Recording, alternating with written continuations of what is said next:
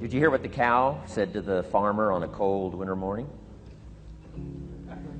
Thanks for the warm hand. Anyway, it's going to get better, so don't panic on me. I start small. Nice to see all of you. How many of you have never seen me before? This is your first time? Oh, wow, most of you, okay. I keep thinking for sure I'm more famous than that, but, you know, that is the truth. I'm delighted to be here. Been looking forward to it for a long time. And it's nice to be back. You know, I was here not too long ago. It's nice to be invited back. It says something when you're invited back. It doesn't say everything, but it says something. Maybe it says, let's give him one more chance, right, to see if he can get it right this time. But I'm delighted to have all of you here. We're going to spend the day together. I feel two major responsibilities, and I'm sure you can guess what those are. Number one is to make sure you get your money's worth, right? When you shell out your cash, especially these days, you want to make sure you get full value for the money you spend. And I know the tab for the seminar was not that much. Pretty modest fee to get in. Most of you, your tips for the week, right? So it wasn't that much, but I want you to be able to say when you walk out of here today, it was worth my money. But my biggest responsibility is to make sure you get your time's worth. And the reason I say that is because time is more valuable than money. In fact, you might start your notes with that. Time is more valuable than money. You can get more money, but unfortunately you can't get more time. If somebody asks you to spend your money, that's pretty easy, right? We live in America. We're wealthy. So the money's not the problem. But what if somebody asks you to spend a day, right? You got to think that over carefully. And I know you did. I wouldn't waste one of my days, not for anybody, not for anything. Once I understood how valuable they were, I don't waste any. But to make an investment like today of your money and your time, I appreciate that. Today's going to be costly for me. It's going to cost me one of my days to be here, right? And some money, of course. But, you know, I don't need the money. I take the money, but I don't need the money. But guess what I do need? The time. So I'm here not to just joke with you. I'm here not to just tell some funny stories and give a performance and walk away. I'm here to give you some value, and I want to make it worth your time. I'm going to invest a day. You're going to invest a day. Let's get the most out of it and see what we can walk away with today. Anyway, for you that have not seen me before, just very briefly, let me just tell you my story. I grew up in Idaho, farm country, southwest corner of Idaho. In fact, my father still lives on the old homestead where I grew up. He'll be 89 his next birthday, still hasn't retired. I'm proud of my dad. He's never been ill. He's really something. I'm trying to get him to retire this year, 88. I'm telling my father, what a good year to retire when you're 88. And he says, hey, talk to me in 10 years, right? I might be ready. But anyway, I went to high school. I graduated. I went to college 1 year. Halfway through my second year of college, I decided I was smart enough, so I quit. One of my major mistakes. I should have stayed in school. But I thought, heck, you know, I'm smart enough to get a job. That's what life's all about, right? Get a job, pay your bills, work hard, stay out of trouble, keep your fingers crossed, hope for the best. And I figured I was at least prepared to do that. So I quit college and went to work. A little while later, got married, got my little family going, and I'm out there doing what I thought was the best I could. But about age 25, I'm starting to struggle. I've purchased a little more than I can conveniently pay for on time. And the creditors are starting to call saying, hey, you told us the check was in the mail. What's the deal? And I'm getting embarrassed by that. I'm also embarrassed, big mouth me, with all the fancy promises I made to get married. I'm way behind on those promises. And I'm getting discouraged, wondering what to do. And I thought, well, maybe I should go back to school. Right? 1 year of college, pretty short on an application. But, you know, tough to go back to school, right? Especially when you got your family going. Time to stay is when you're there. So I discounted that. I thought, well, if I, you know, had my own business, that would be the way to go. But, you know, I'm short on money. Too much month at the end of the money. If you've ever been there, that's where I was, age 25. So I had to discount that, and I'm discouraged, wondering, where do I go from here? And then the miracle happened for me. Good fortune came my way. And who can explain good fortune? I don't know. Remarkable things that happen to you at a particular time. Sometimes it's just unexplainable how those things happen. One of my friends says, well, hey, things don't just happen. Things happen just. Another good note for your notes. Things don't just happen. Things happen just. And maybe that's it. I don't know. I'm an amateur on life, I guess like most of us are, trying to figure it out, how to make it valuable. But I was ready. And my good fortune was, at age 25, I met a very wealthy man. His name was Mr. Schoaf, Mr. Earl Schoaf. A friend of mine had gone to work for him, and he started telling me about this man. He said, you got to meet this man I've gone to work for. He's wealthy, but he's easy to talk to. And he's got a unique philosophy of life. And the more he kept talking about this man, I thought, well, I've got to meet this man. So sure enough, shortly after that, I had a chance to meet this remarkable wealthy man, and I was impressed. He was wealthy. Sure enough, he was easy to talk to. I was so intrigued, within a few minutes, I said to myself, if I could be like him, farm boy from Idaho, if I could be like him, I'd give anything. And then I thought, if I could just get around somebody like him, and if he would teach me what to do, I would be willing to learn. I'm coachable. And that was my good fortune. A few months later, this wealthy man that I met, Mr. Schoaf, took a liking to me, hired me, gave me a job. I went to work for him. And I spent the next 5 years in his employ. And then, unfortunately, he died at the end of that period, at age 49.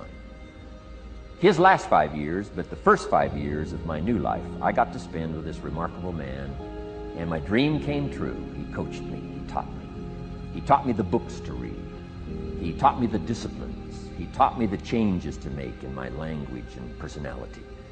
And the things he shared with me during that 5 years literally changed my life, turned my life around, changed my income, changed my bank account, changed my future, changed everything. I've never been the same since that unique experience. And I wish he was still alive today, Mr. Schoaf. I'm sure if he was alive today, especially after this seminar, Idaho Farm Boy makes it to Dallas-Fort Worth, full house, standing room only. Pretty awesome, I'm sure. If he was alive, I'd be calling him today saying, you won't believe what's happening to me. I've had a chance now to share with other people what you shared with me. But anyway, how I got here. 30 plus years ago, I was living in Beverly Hills, California. And one day, a friend of mine, businessman friend, said, Jim, I'd like to have you come and share your story with my service club that I belong to, the Rotary Club. He said, I know your story, Idaho Farm Boy makes it to Beverly Hills. But he said, I think my club members would love to hear your story. He said, if I arranged one of our breakfast meetings, would you come tell your story? Just share a few thoughts. I said, okay. So I agreed to go give this breakfast talk. And guess what? They liked it. And my telephone rang. I got another call saying, we heard you've given your story and shared some ideas. Would you come talk to our club? First thing I know, I'm starting to devote a piece of my business time to giving these talks.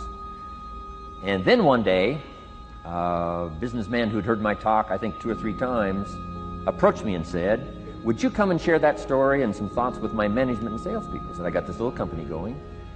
And he said, if you'd come tell your story to my organization, he said, I'd be happy to pay you. And I thought, wow, wouldn't that be something? So I agreed to go do it, and I got paid. Little did I know, another fortune was waiting for me to translate my ideas into talks and speeches and seminars. Now I've written some books. It's on cassette tape. Now I get to travel around the world. Last year I was in Japan and Israel, Spain, Mexico, Australia, New Zealand, France, Germany, Canada, and now Dallas-Fort Worth. So. Idaho Farm Boy gets to travel around the world and share his story, and here I am today. Anyway, it's almost too much for me to comprehend. From where I started, raised in obscurity, in a little small farm community, and now to be here today is pretty awesome for me. So anyway, that's just a little bit about my story. My story is probably more intriguing for me than it is for you, but I wanted to hear it again, so I thought I would just, bore you with it.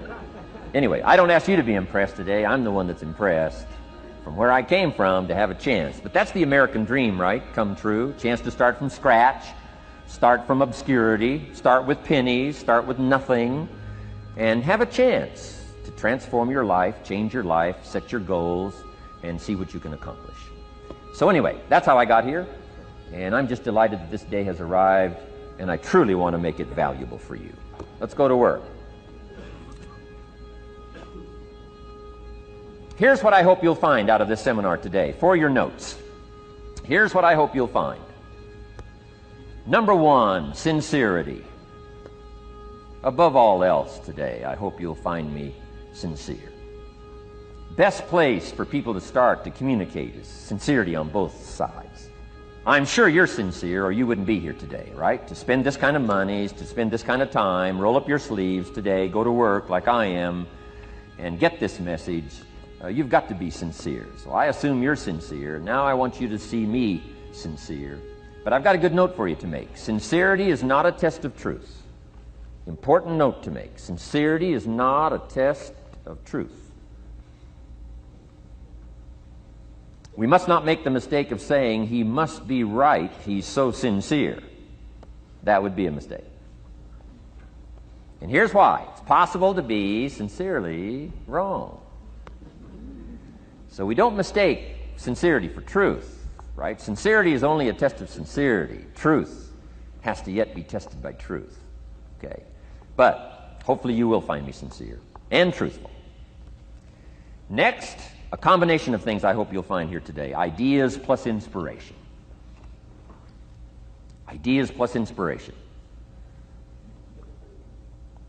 Ideas, business ideas and social ideas and personal ideas. We all need ideas, right? How to have a good day ideas, how to have a good year ideas, how to have your best year ever ideas, good health ideas, personal relationship ideas, how to deal with your family ideas, sales management ideas, financial freedom for the future ideas. We all need good ideas. So today, I hope you gather up by notes and by what you can remember a lot of ideas. I want to share as many with you as I possibly can in the time constraints we have. Today's going to go very rapidly. I used to think a day like this was a long day. Found out it's a pretty short day. But I'm going to go as fast as I can, share with you as many ideas as I possibly can. And here's why. Ideas can be life-changing. Ideas can be life-changing. And sometimes all you need is just one more in a series of good ideas. It's like dialing the numbers into the lock, right? You got 5 or 6 numbers dialed into the lock. The lock still won't come open, but you don't need 5 or 6 more numbers. Maybe you just need one more. And maybe a seminar like this could do it. A sermon could do it. The lyrics from a song could do it. The dialogue from a movie could do it. Conversation with a friend might do it. That one last piece you need, number. Dial it into the lock, that's it. The lock comes open, there's the door for you to walk through. And maybe this seminar today could furnish that for you. One more idea. I know you've come with a lot already. Sometimes we get the impression, I used to have that I only had this much going for me and I needed this much. Usually not true. And I'm sure not true of this audience, where I find you today, as well dressed as you look today. As fine as you are sitting here today, it isn't that, you've got this much going for you and you need this much. I would assume you've got this much going for you and maybe all you need is just a few more thoughts, ideas, to furnish you some ways and means to turn your life into the dream you want it to be. So, ideas. The seminar is going to be loaded with ideas. I want you to take good notes. But here's what else I hope you'll find here today, and that is inspiration. And who knows the mystery of inspiration? Why some people are inspired and some are not? You were inspired to get here. Some were not. Who knows the mystery of that? I don't know. How come you made it? The rest of them didn't make it. We don't know what that mystery is. Some people turned it down. Some people said it costs too much. Some people said it's going to take too much time. Some people are too busy. Right? A lot of different excuses why some are inspired to take advantage of something that comes to town. Others pass it up. We don't know the mystery to that. Here's what I call it, mysteries of the mind. And I just leave it at that. Some things I don't try to figure out. I take the simple approach now. Right? Some people do and some people don't. I mean, that's about as profound as my philosophy is. Some buy and some don't buy. Some go for it and some don't. Some change and some don't. And if you've been around for a while, you can usually work out the numbers, right? Out of 10, 3 do, 7 don't. Whatever business you're involved in, pretty soon you got this ratio going. The ones that do, the ones that don't. And you say, well, why don't the ones that don't, how come they don't? We don't know. I just leave it as a mystery. I used to try to understand all that. I just take the simple approach now. The guy says, this happens to me, this goes wrong for me, and all this stuff goes wrong for me. How come all this stuff happens to me? I say, I don't know, it beats me. The best I've been able to figure out is those kind of things always happen to people like you. I mean, right? That's the best I got. I don't know. I'm an amateur on this stuff. What do I know? So just take the simple approach, right? That's how it is. Who knows? Interesting story says the day the Christian church was started. Now, I'm an amateur on the Bible, but best account I can remember, the day the Christian church was started, a magnificent sermon was preached. Great presentation. And if you're a student at all of good communication, it was one of the classic presentations of all times. The sermon, the first day the Christian church was started. And it said this sermon, this presentation was given to a multitude, meaning a lot of people. But it was interesting, as the account gives us, the record, it says, when the sermon was finished, there was a variety of reaction to the same sermon. Isn't that fascinating? I find it fascinating. It said some that heard this presentation were perplexed. And I read the presentation, sounded pretty straightforward to me. Said, why would somebody be perplexed with a good, sincere, straightforward presentation? Best answer I've got. They are the perplexed. I mean, what other explanation is there? It doesn't matter who's preaching. Right? It said some that heard this presentation mocked and laughed, made fun of the presentation. I thought, hey, this looks pretty sincere to me. If you give a sincere, honest presentation, why would somebody mock and laugh? Easy explanation. They are the mockers and the laughers. What else would you expect them to do? Right? I used to try to straighten all that out. Say, well, they shouldn't do that. I don't do that anymore. I've got peace of mind now. I can sleep like a baby, not try to straighten all this stuff out. I used to be so naive. I used to say, well, liars shouldn't lie. See, how naive can you be? Of course they're supposed to lie. That's why we call them liars. They lie. So I don't straighten this stuff out anymore. Anyway, it said some that heard this magnificent presentation didn't know what was going on. And they're usually easy to spot. They're usually saying, what's going on, right? I mean, they don't know what's going on. But interesting, right? A variety of reaction to the same sincere, honest presentation. Now, it also says, in wrapping it up, some that heard the presentation believed. And I think that's who the speaker was looking for, the believers. Interesting. Now, it said the number of believers was about 3,000. So, pretty good first day. 3,000. I've had some first days, but I never had 3,000. But anyway, 3,000 were believers. And the speaker was looking for the believers out of this multitude. And that's about as close as we can come to understanding the mystery. Some believe, and some mock, and some laugh, and some are perplexed, and some don't know what's going on. And you just have to leave it that way. Why? Because that's the way it's going to be. The way to be brilliant is to find out how it's going to be and then say, here's how it should be. I mean, that's how you become brilliant. So, anyway, who knows the mystery? I call it mysteries of the mind. We don't understand. But I don't try to change it anymore. On this particular story, as far as we know, they didn't have classes after the presentation to try to de-perplex the perplexed. I mean, as far as we know, they left them perplexed. They left the mockers mocking. They let the laughers laugh. I mean, they didn't come back and try to straighten all this out. You say, well, how can you build a church? Well, make another presentation, and you'll get some believers and some mockers and some laughers and some who don't know what's going on. So that's about the best we can do. But I'm glad I've got the believers here today. You believed enough to shell out your cash and part with your time and some of your effort and energy, and I appreciate that. So hopefully you'll find some inspiration here today. All right? To get the most out of today, a couple more notes. Number one, be thankful. That's a good way to capture the most of a day like this. Be thankful for what you already have. That shouldn't be any problem in America, being thankful.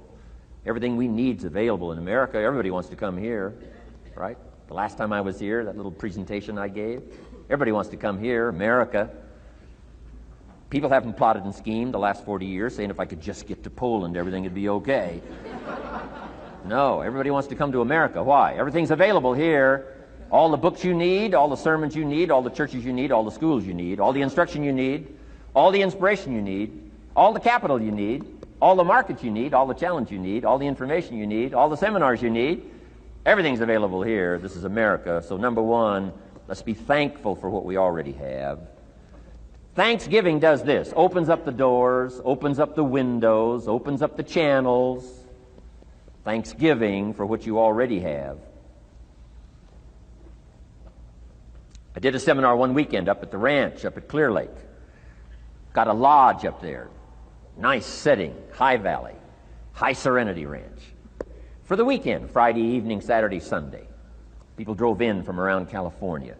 I got there late Friday afternoon. Everybody had pretty well already gotten there. I couldn't believe the parking lot. Continentals and Eldorados and Mercedes and Cadillacs and unbelievable. Ferrari, one Rolls Royce, unbelievable. I walked in, good-looking crowd about like this, sitting there ready for the weekend seminar. My opening remarks were, ladies and gentlemen, I think the rest of the world would find it strange that we have all come here this weekend to try to figure out how to do better. Right? I think the rest of the world would say, I don't understand. Guy in his Rolls Royce, and I got to get to the seminar, find out how to get another one of these Rolls Royces. Unbelievable. Anyway, let's be thankful. Here's what locks up the doors and the channels to receive more: cynicism. That locks you away. That prevents you from learning more. Being a cynic about the past and the future, a cynic about the marketplace, cynical about the people, cynical about the institutions, cynical about the setup, cynical about yourself, cynical about your chances. See, that locks away all the chance for stuff to flow your way. So, good advice, I think, today. Start off, be thankful. Here's number two, listen well. And that's going to be a challenge today. I understand that. Seems like most of, our life is still going on outside these four walls, right? Most of our life seems like it's out, continuing out there. Family and business and associates and market and economy and whatever else is happening in the midst of your life. And to sort of, pull your attention from what's going on out there and put it in here for just a few hours, I know is a challenge. But do the best you can, listen well. And here's the last one, take good notes. Be a good student today. Take some good notes. I've not come to entertain you. As you can tell by my opening joke, right? I would not make it in Las Vegas. So we don't have a dog and pony show today, no entertainment. But I do have some ideas. Take some good notes. Somebody showed me the other day notes that they took about 21 years ago, attending one of my seminars out in Los Angeles. He said, I still use these notes I took 21 years ago to help me in my business, relationship with my family. So I'd like to have these notes that you take today become that valuable for you. Then it would be worth me making the investment to come and spend a portion of my life, my time, my energy here. And I want this investment I'm making here today to pay off. And one of the ways it can pay off for me is for you to take good notes and then go away and use whatever makes sense. Because what I feast on coming back around is the stories out of this audience today. Sure enough, 6 weeks from now, 6 months from now, 6 years from now, somebody's going to, by phone, by letter, by personal contact, walk up to me and say, the things you shared that day got me thinking. And I started making some changes, and let me tell you what's happened to my business. Let me tell you what's happened to my sales career. Let me tell you what's happened to my relationship with my family. See, that'll make it worth it for me. Not the money, the return. Something you can't buy with money. If somebody says, thank you for touching my life and taking the time to make the investment. And that's what I'm all about. So if you'll become a good student today. And here's the last note. Don't be a follower, be a student.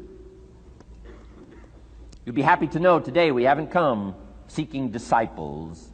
We've got no movement for you to join. I'm just here to share some of my experiences, good ideas best I can. But I think that's good advice. Don't be a follower, be a student, right? Take advice but not orders. Take information, but don't let somebody, order your life. Make sure what you do is the product of your own conclusion. Excellent note to make. Make sure what you do is the product of your own conclusion. Not to do what someone else says. Take what someone else says, process it, think about it, ponder it. If it makes you wonder, if it makes you think, then it's valuable. Then when you go take action, make sure that the action is not what somebody told you to do. Make sure the action is the product of your own conclusion. If you'll follow just a little bit of those simple guidelines, I'm telling you, the learning process can be speedy, swift, powerful. Your learning curve can go up, and then applying it to your business, your life, your family, conversations, equities of all kinds. You'll find some progress like I did that first 5 years when I met a teacher willing to share with me, turned my life around. Progress I couldn't believe happened for me. Okay, let's get started. I want to review, I was here last time and we talked about the 5 major pieces to the life puzzle.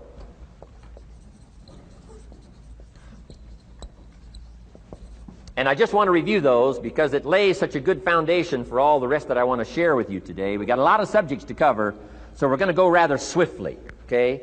Put on your mental track shoes here and run with me today, because I'm going to deal mostly in concepts. Expect you to, fill in a lot of the details, because I've got a lot to share. I want to get through it all. But let's lay this foundation again of the 5 major pieces. Happens to be the title of my latest book.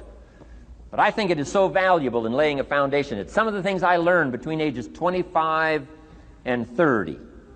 The teacher who taught me so well. He dealt in these fundamentals, we call these fundamentals. We call these basics. Basics for sports, fundamentals for your business, fundamentals for the way you deal with your family, a few simple things. Few basic things that if you practice every day can make all the difference in the world, how it works out. I boiled it down to 5 major pieces to the life puzzle. Let's just review those. Number 1 is philosophy. Philosophy, as I taught the last time I was here, philosophy, in my personal opinion, is the major determining factor in how your life works out. Philosophy, the major determining factor in how your life works out. Philosophy. To form our philosophy, you got to think. You got to use your mind. You got to process ideas. And this whole process over a lifetime, starting way back here when we were children, schools that we've attended, our parents, our experiences, all this stuff that we've processed by the thinking process helps to develop our philosophy. And in my opinion, each person's personal philosophy is the major factor in how your life works out. Here's what I called it in that last presentation when I was here. It's called the set of the sail. Each person's personal philosophy is like the set of the sail. Now, I used to think it was circumstances that ordered my life. If someone would have asked me at age 25, Mr. Rohn, how come you're not doing well? Pennies in your pocket, creditors calling, nothing in the bank, behind on your promises to your family, you live in America, 25 years old, got a beautiful family, every reason to do well, and things are not going that well for you. What is wrong here? It would not have occurred to me to blame my philosophy. I mean, it would not have occurred to me. Saying, well, I got this lousy philosophy, and that's how come I got pennies in my pocket and nothing in the bank, and things aren't working well. That would not have occurred to me. I found it much easier to blame the government. Much easier to blame the tax problem. I used to say taxes are too high. Top tax rate when I first started paying taxes, 91%. Back then, when your income reached a certain level, all your income over that, 91%. So I used to say that's too high. Now, the top tax rate's about 33%. But people are still saying what? Taxes are too. See, but you can't use that anymore. If it's gone from 91 to 33, how could it be too high? Come on. I threw all that old excuse stuff away. Some people found it, though, and they're using it these days. My old list. I used to blame the traffic, the weather, used to blame circumstances, right? People say I'm too tall, I'm too short, I'm too old, I was raised in obscurity, raised on a farm, parents of modest means, all the stuff If you were to ask me, how come you find yourself here, Mr. Rohn, age 25, living in America, land of abundance and opportunity, pennies, zero in the bank, not doing well, creditors calling, it would not have occurred to me to blame my philosophy. I found it easier to blame the company policy. I used to say, if this is all they pay, how do they expect you to do well? So I figured that, my future was going to be tied to what everybody else was arranging, the economy and, right, interest rates. I used to say things cost too much. That was my whole explanation, not my philosophy, until my teacher taught me better that this is where the problem was, my own personal philosophy. Here's what's exciting about each person's personal philosophy. That's what makes us different than dogs and animals and birds and cats and spiders and alligators. That's what makes us different than all of the life forms. The ability to think, the ability to use your mind, the ability to process ideas, and not just operate by instinct. In the winter, I'm telling you, the goose can only fly south. What if south doesn't look too good? Tough luck. It can only fly south. But see, human beings are not like a goose, can only fly south. I mean, you can turn around, go north, you can go east, you can go west, you can order the entire process of your own life. And we do that by the way we think. We do that by exercising our mind. We do that by processing ideas and come up with a better philosophy, a better strategy for our life, goals for the future, okay? Plans to achieve those goals. All this comes from developing our philosophy. Philosophy helps us to process what's available. Well, when we get here, we got seed, and we got soil, and we got some rain, and we've got some what? Sunshine, and we've got some seasons, and what? The miracle of life. Now, the key is, what do you do with all this stuff? How do you turn all this stuff that's available here into equity and promise and lifestyle and dreams and future possibilities? All of this that's possible now with human beings, how do you take all this stuff and turn it into this equities and values? Well, it starts with philosophy. What is the seed? What is the soil? What is the sunshine? What is the rain? Is it possible to take some of each of all the stuff that's available and turn it into food and turn it into value and turn it into nourishment, and turn it into something spectacular and unique that no other life form can do? And the answer is yes. But you cannot deal with all this stuff and what to do with it unless you start refining your philosophy. Think, use your mind, come up with ideas, and strengthen your philosophy. So the seed and the soil and the rain and the sunshine, this is called, the economy and the banks and the money and the schools and everything that's available out there, processing information, what to do with all that, and turn it into equity and value. That is the major challenge of life, my personal opinion.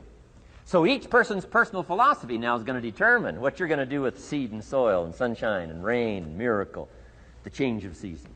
That's it. My personal opinion. Each person's personal philosophy is like the set of the sail. That's what this seminar is for today. Help you to trim a better sail. You don't need a better economy.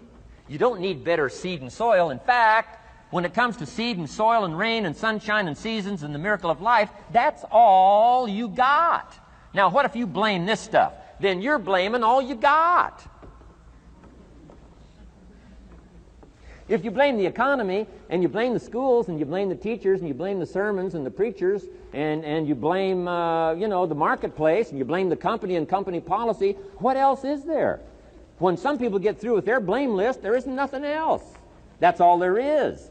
And if you blame the only thing you've got to work with, I'm telling you, it's called mistake colossal. In not understanding that that's all you've got to work with. And if this is all you've got to work with, then you don't change the seed, and you don't change the soil, and you don't change the rain, and you don't change the sunshine, you don't change the seasons. Right? Guy says, I'll take 3 springs, 4 summers, 9 falls, no winters. No, you can't fool with this stuff. You got to take it like it comes. Then what do you change to make your life work well? You got to start with your philosophy. Guess what I had to do at age 25 in order to change my own future? I had to change my mind. I had to change my thinking. I had to change my philosophy. I was messed up on what was causing my problem. And once I got that straightened out, that all the stuff I blamed, the government and taxes and the marketplace and the economy and things cost too much, negative relatives, cynical neighbors, once I got rid of that and started going for where the real problem was, which was me, I'm telling you, my life exploded into change. My bank account changed immediately. My income changed immediately. My whole life took on a whole new look and color immediately. And the early results I got from making these philosophical changes tasted so good, I've never stopped the process from that day until this. And I'm telling you, with a little consideration of the refinement of your sail, by setting a better sail, refining your philosophy, your whole life can start to change from today on. You don't have to wait till tomorrow.